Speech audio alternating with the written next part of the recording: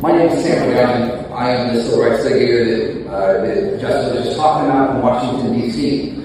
I need to provide a little bit of clarification so you can understand what was just said and how we move forward with this information that you guys are given. So again, no state can create its own alternative legislation substitute that guarantees constitutional right or state violation of the Constitution. That would be obviously unconstitutional.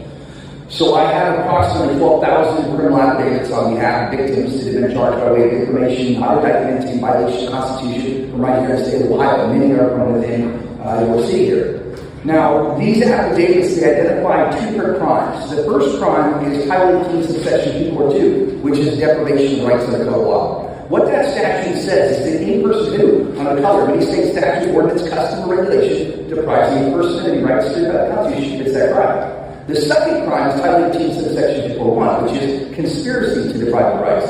What that statute says is that when two or more persons conspire with the purpose of depriving any person of any rights to the Constitution commits that crime.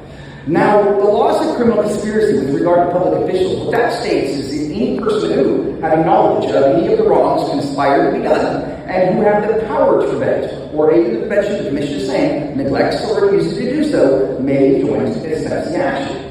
So upon having been provided with this notice, letting you know that you guys are paying for law enforcement who are relying upon an inferior state statute to go out and perform an arrest in violation of the Constitution of the United States by charged by way of information, not by indictment. We would ask you to please, let's go ahead and work together to fix this. Because the alternative is that we will have to convert these criminal affidavits into criminal complaints. I don't want to go down that path, and you guys don't want me to go down that path either. Alright, we've been in touch with the Director of the FBI, Mr. Patrick Hill, as well as also a regular member of the Senate Judicial Oversight Committee, Senator Kennedy. They both agree that when agents of the state, be it judges, prosecutors, law enforcement, when they fail to obey the constitutional obligations that they have and fulfill the federal law, that they are subject to arrest.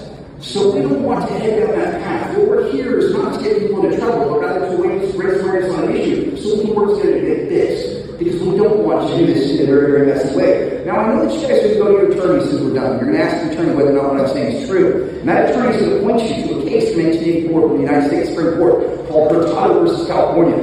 And before you guys choose to rely upon that as your foundation, I must remind you that the Constitution of the United States of America is the foundation, not a judge-made ruling. The Supreme Court of the United States has no constituted authority to be able to alter or amend any of the provisions of guarantees the Constitution. That must be done by an authentic act in accordance with the Special Amendment Procedure of Article 5. Furthermore, judges cannot legislate. We know that because Clause 1, Article 1 says all legislative power is vested in Congress of the United States. So I implore you, all of you, to please, let's step up, discharge the duties of your office, fulfill the obligations and promises that you made to the people of the state of Ohio, and let's choose willfully to protect the